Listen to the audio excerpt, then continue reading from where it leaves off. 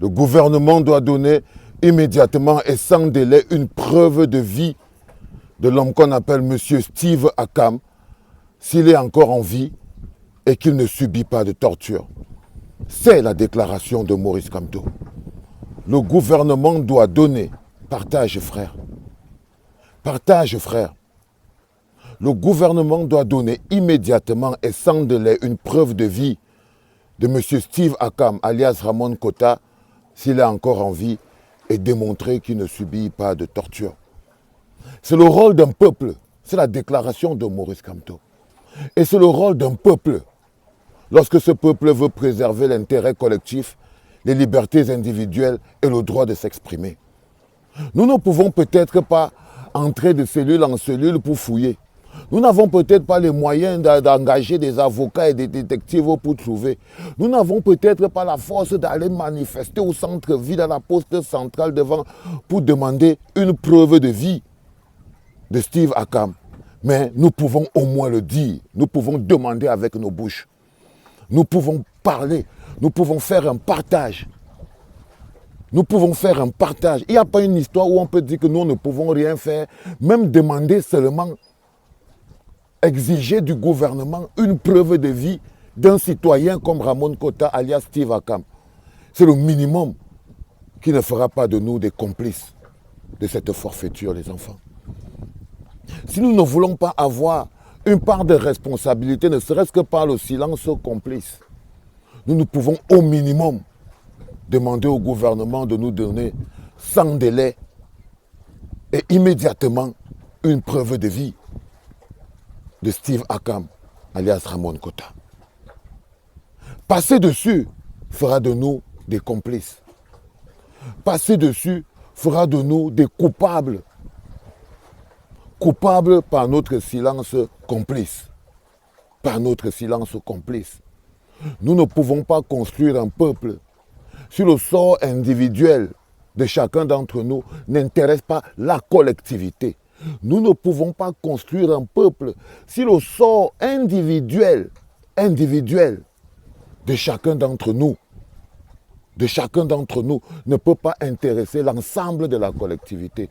Parce que chaque personne d'entre nous est protégée parce qu'il sait que l'ensemble de la collectivité va se lever lorsque ses droits sont bafoués, parce que nos droits nous appartiennent à tous. Nous avons les mêmes droits.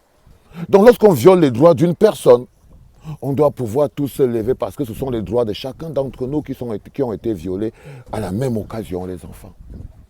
Je sais que nos cerveaux sont tellement loin de ce genre de préoccupations.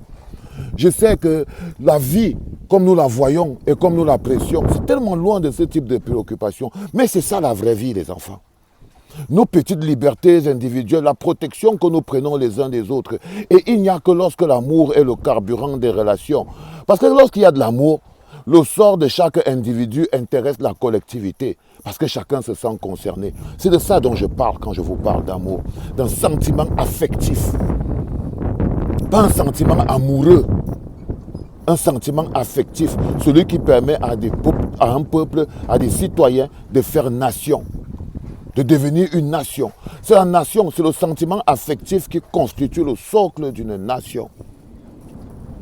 Et la base du sentiment affectif, le deuxième mot du sentiment affectif qui est la base d'une nation, c'est l'amour, les enfants. Pas l'amour à l'eau de rose. Pas l'amour à l'eau de rose, même que l'amour à l'eau de rose est joli aussi. C'est magnifique, ça fait du bien. C'est bien quand tu te sens amoureux. C'est bien de sentir l'amour dans ton cœur, de penser à quelqu'un et de savoir que cette personne pense à vous en retour. C'est magnifique.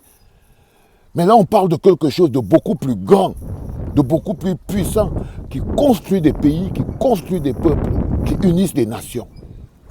Un sentiment qui unit les nations. Qui unit les nations. Et là, si on ne peut pas se lever et exiger du gouvernement camerounais qu'il nous donne une preuve de vie immédiatement et sans délai de Steve Akam, alors nous sommes très loin d'être un peuple. Ça veut dire que nous passons à côté d'une occasion d'être un peuple.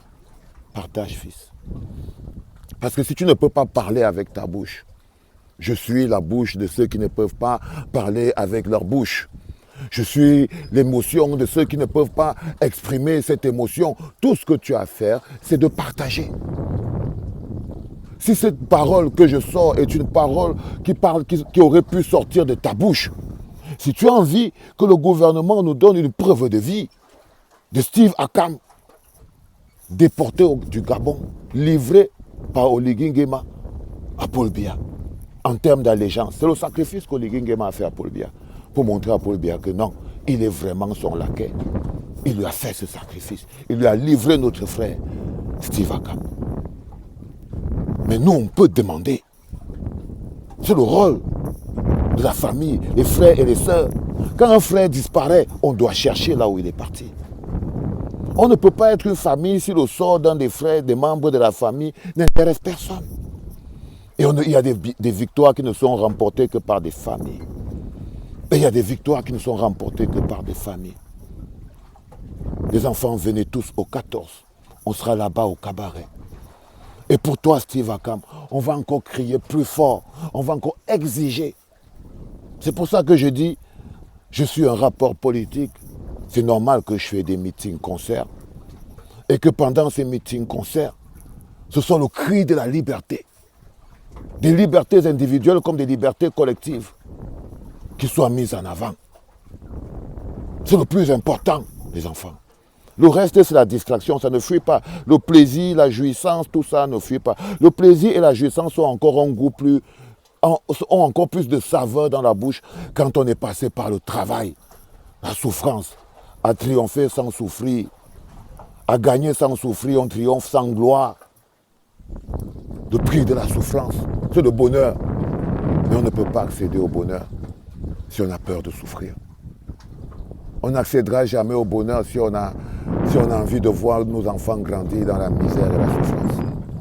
Nous n'accéderons jamais au bonheur si on veut voir grandir nos enfants dans la misère et la souffrance, parmi les moustiques, dans la pauvreté, faire d'eux des petits haineux sur pattes, qui vont eux aussi vivre de la talakou, qui vont aussi eux aussi vivre du tchindaïsme. On fabrique des petits haineux qui eux-mêmes vont fabriquer d'autres petits haineux. Le plus important, c'est donner à nos enfants un message clair. Si vous ne pouvez pas vous lever en tant que peuple individuel pour défendre les droits de Steve Akam, vous n'apprenez pas à vos enfants à vous lever pour leurs frères et pour leurs sœurs. Parce que c'est aussi de ça qu'il s'agit. Que le gouvernement camerounais nous donne immédiatement et sans délai une preuve de vie de Ramon Kota Steve Akam.